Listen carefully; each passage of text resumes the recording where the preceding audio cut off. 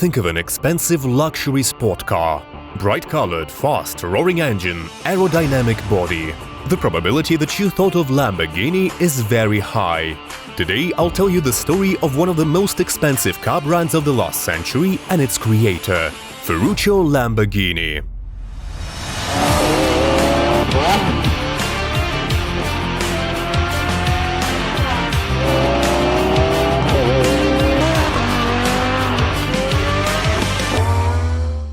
Ferruccio Elio Arturo Lamborghini was born in April 1916 in a family of farmers in Renazzo. He grows up on his family farm, where his father tries passing him on the passion of land work and agriculture. He was always fixing various equipment with his father, and after some time Ferruccio decided that he wanted to tie his life with mechanics. His father even built a small workshop for little Ferruccio, so that he could cast different parts for their farming equipment. After finishing high school, Ferruccio decides to join a technical school in Bologna, where he could hone his skills and get a license. After graduating, he instantly got a job at local blacksmith shop and became an apprentice of a blacksmith named Righi. After the Bolognese adventure, at 18 years old he opens a workshop in Renazzo with his lifelong friend Marino Filippi, who he had already worked with at Righi's and who many years later would be employed in one of his factories. But something horrible happened, so their shop didn't last long. During World War II, Ferruccio was sent to the Isle of Rhodes in Aegean Sea. Known as the Autocentro, the unit that Ferruccio joined was responsible for the maintenance and repair of all military vehicles on the island. Later, Ferruccio was made a head of the workshop department because of his skills. The bravery and talent of Ferruccio in the engines area led him to popularity and to the total trust of the commander, who also lends him his personal car to repair the brakes. After some time, every member of the Autocentro flew away from the city, except Ferruccio. He couldn't stay from the engines too long and has returned to Rhodes in civilian clothes. With the permission of Germans, he later opens a small workshop. The Germans preferred to take advantage of Ferruccio's mechanical skills rather than imprison him. In 1946, a year after the World War II ended, Ferruccio already had a clear idea for his future. With the knowledge he gained at the front line, he decided to go back to his hometown and open a business there. At that year, Italian agriculture was in crisis. Ferruccio immediately found a possibility for himself.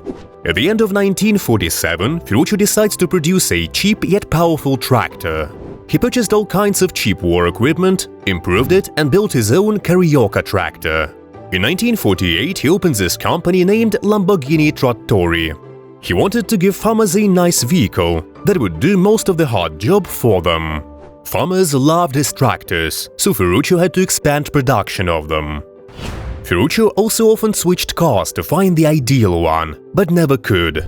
He owned multiple Maseratis, Jaguar, but his favorite was a Ferrari 250 GT. Owning the Ferrari made him want to create his own car. His son later told that he came to a factory to complain about clutch quality to Enzo Ferrari. Ferruccio just wanted to talk with Enzo and offered him to help to solve the issue. But repulsive Enzo told him to get away to his tractors.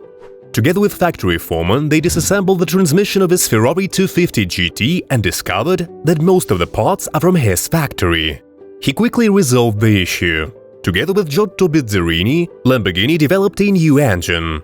Clutch and body of the car was designed by Franco Scaglione. Later, Lamborghini Automobili was created, together with their first car named Lamborghini 350 GTV, and later the famous Miura. Success was so big that Enzo remained in Ferruccio's shadow. His product is excellent, quality of cars is worldwide known. Simple, charismatic, charming and skilled, he immediately established a very particular relationship with the journalists and colleagues belonging to the automobile world. His next line of cars, Islero and its modifications together with 400 GT, was poorly designed and was a total disappointment. It failed to attract buyers with only 125 cars produced between 1968 and 1969. In 1972, Ferruccio decides to sell 51% of his shares of Lamborghini Automobili. After excellent years signed by the production of the Countach car, Lamborghini realizes that the situation has permanently changed. The first signals of the energy crisis, austerity and social pressure led to serious consequences, and Ferruccio is no longer in line with the industrial world he's surrounded by. After deciding to separate from his companies, Ferruccio starts looking for an ideal place, far away from the noise of the industrial world, to rediscover the relationship he had with land that had never abandoned him. He purchases land near Lake Trasimeno, La Fiorita, and in 1973 he moves. Engaged in great effort in working on the estate, he turns an old cottage covered with holy oak trees into one of the most modern agricultural estates in Europe. He transformed the farmhouse, bought more land, and finally called one of the most experienced winemakers in Italy and created an innovative winery for those years. Initially, Ferruccio moves to La Fiorita to relax and to go hunting. But given his continuous entrepreneurial tendency, soon he turns this land into a renovated farm, into tennis camps, swimming pools and golf camps. Here Ferruccio lives his last 10 years. He dies in 1993, surrounded by friends who daily visit him to remember the past days together and also project the future.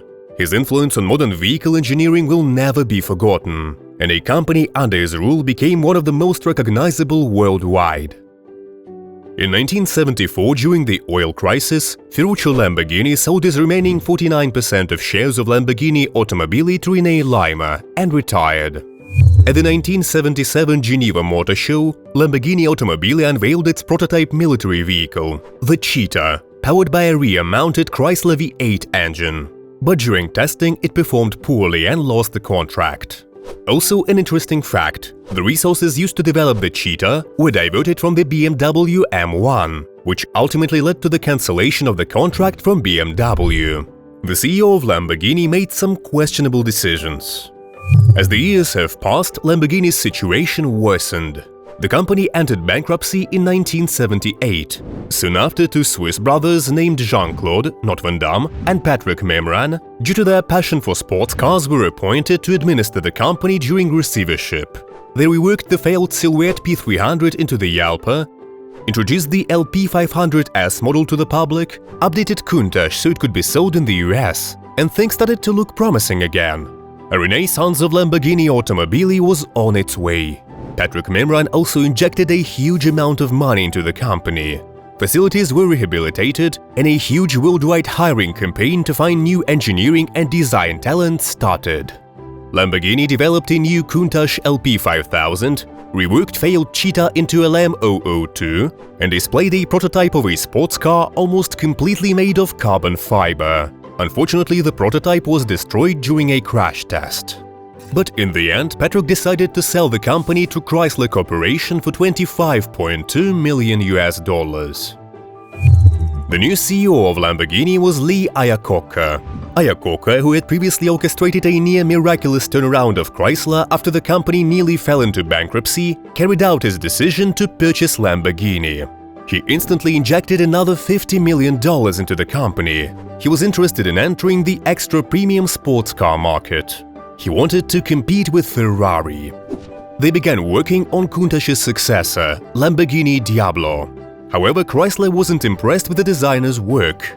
They changed the design of Diablo 3 times, and yet Chrysler executives were still unimpressed. Chrysler's next prototype, Lamborghini Portofino, was also poorly received by the masses, but still became the inspiration for Dodge Intrepid. Another prototype, Lamborghini Bitone Genesis, also became a misfit and was completely abandoned. The Diablo was unveiled to the public in January 1990. Diablo was the fastest car in production in the world at that time, and finally, Lamborghini began to make a profit. Chrysler finally established an efficient franchise with full service and spare parts support. Profits increased past $1 million mark in 1991. And Lamborghini continued to rise despite its previous failures. But then, all of a sudden, in 1992, sales crashed, and the price of $329,000 for Lamborghini Diablo was inaccessible to the American market. So later, Chrysler sold their company for $40 million to Megatech. Megatech goals were to expand its car lineup and provide Americans with an accessible car. They successfully updated Diablo to Super Veloce. Even though their strategy was somewhat successful and gave profit, the company was restructured. The company wasn't able to cover a debt despite its increase in sales. So they hired a new CEO, Vittorio Di Capua, the veteran of more than 40 years at auto giant Fiat. They hoped that he could finally make the sports car market profitable again. As a result, they sold 209 cars, 13 more than they needed to make a profit. New CEO also implemented aggressive merchandising and licensing deals. He increased the whole budget of the company to $100 million. In 1998, during the financial crisis in Asia in July, Volkswagen subsidiary Audi AG acquired Lamborghini for $110 million. Audi spokesman back then said, Lamborghini could strengthen Audi's sporty profile, and on the other hand, Lamborghini could benefit from Audi's technical expertise. The Diablo model was so successful that Lamborghini was able to sell them for 11 years in a row.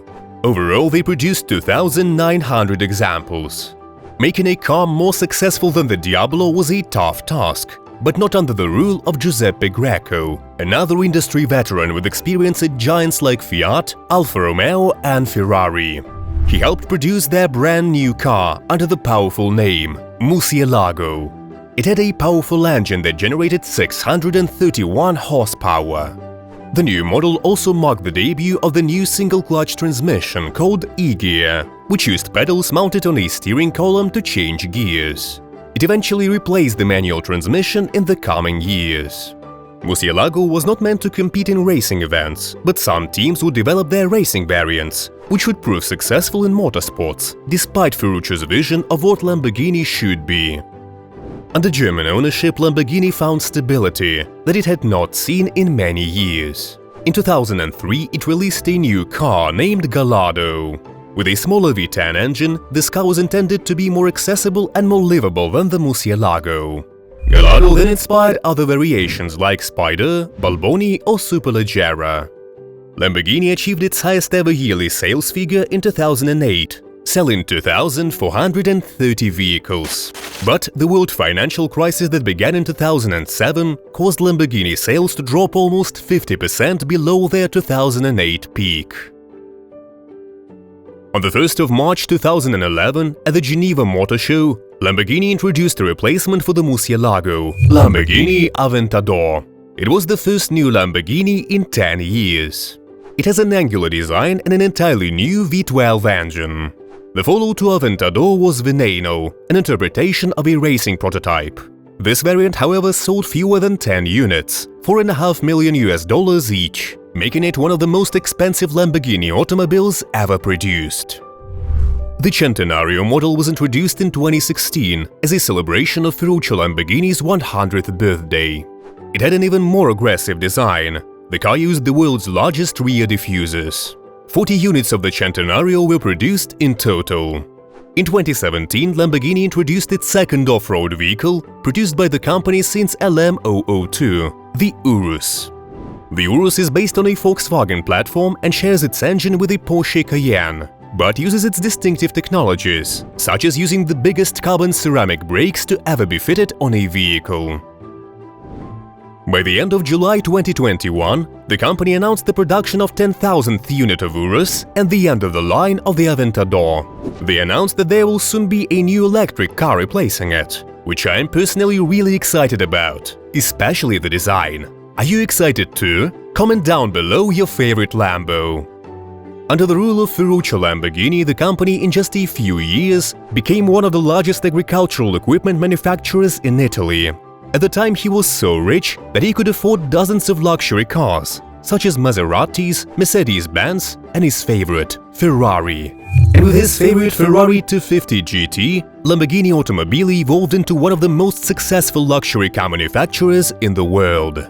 Ferruccio Lamborghini has shown us how incredibly successful you can become in life and what kind of mythos you can establish only by facing a problem in his daily life. A vision that evolved out of his problem and a competitor that truly spurred Lamborghini.